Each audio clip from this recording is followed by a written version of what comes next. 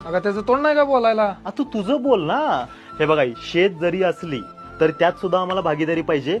लईत लई आम्ही दोघं मिळून ह्याला अर्धा एकर जमीन देऊ शकतो. असं तसं करून महिन्याला तो 10 ने 12,000 रुपये कमवतोय. हा बरोबर आहे तुझं. तसं पण तो महिन्याला 10-12 हजारच्या वरती कमवतच नाहीये. मला आई पाहिजे.